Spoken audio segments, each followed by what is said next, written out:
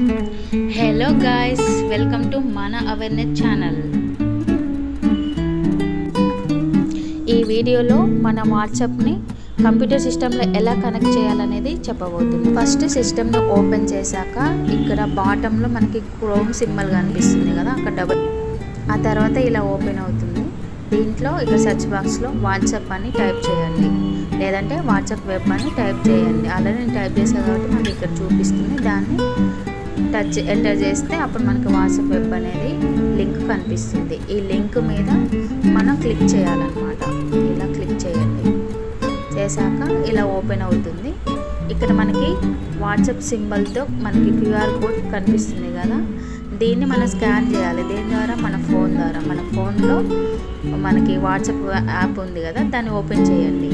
Open చేశాక ఇలా open అవుతుంది కదా, ఇక్కడ మనకి క్యూఆర్ కోడ్ స్కాన్ చేసే సింబల్ కనిపిస్తుంది కదా, దాని పక్కన కెమెరా, దాని తర్వాత 3 డాట్స్ కనిపించాక దాన్ని టచ్ చేస్తే ఇలా మనకి స్కానర్ సింబల్ కనిపిస్తుంది కదా, ఈ 4 ఉన్నాయి, అక్కడ టచ్ చేయాలన్నమాట.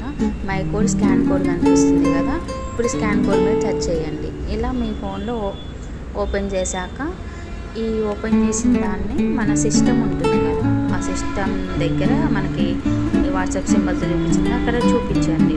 మీకు అది స్కాన్ చేస్తుంది అన్నమాట. అది స్కాన్ అవ్వాలంటే మన పాస్వర్డ్ని, మనం లాక్ పెట్టుకున్న పాస్వర్డ్ని టైప్ చేయాలి. ఇలా స్కాన్ అవుతూ ఓపెన్ అవుతుంది ఆ లింక్.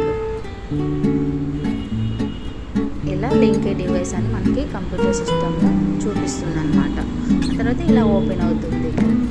ఇలా మీ వాట్సాప్ ద్వారా మీరు సిస్టమ్కి కనెక్ట్ చేసుకోవచ్చు అనమాట మీ ఫోన్ ద్వారా. ఆ తర్వాత మీరు ఎవరితో చాట్ చేయాలనుకున్నారో, ఎవరికైనా ఫైల్స్ పంపించాలనుకున్నారో వాళ్ళ చాట్ని సిస్టంలో ఓపెన్ చేసుకోవాలన్నమాట. ఇలా ఓపెన్ చేస్తే ఇట్లా ఈ విధంగా కనిపిస్తుంది.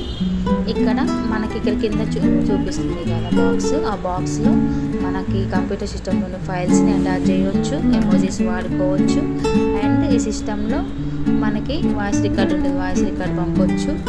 అలా కాకుండా ఒక మెసేజ్ ఏమన్నా టైప్ చేసి కూడా ఇక్కడ మనకి సెండ్ సింబల్ చూపిస్తుంది, అక్కడ టచ్ చేస్తే మనం ఏ పర్సన్స్కి పంపాలనుకుంటున్నామో మెసేజ్ ఆ పర్సన్స్కి వెళ్తుంది అనమాట. ఇలా వెళ్తుంది అనమాట. ఇక్కడ మనకి వెళ్ళింది కూడా చూపిస్తుంది మెసేజ్.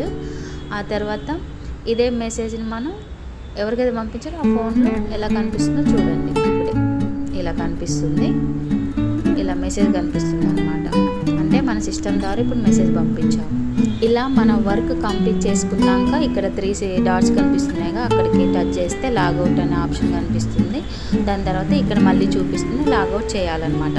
ఇలా చేయకపోతే ఏమవుతుందంటే, మనం సిస్టంలో కనెక్ట్ చేసుకున్నాం కదా మన ఫోన్ని, ఒకవేళ మనం ఎంత దూరం వెళ్ళినా ఎక్కడికి వెళ్ళినా ఆ సిస్టంలో మాత్రం మనం వాట్సాప్ చాట్ మొత్తం కనిపిస్తుంది. అలా కనపడొద్దంటే లాగౌట్ చేసుకోవాలి. అర్థమైందా? Thank you.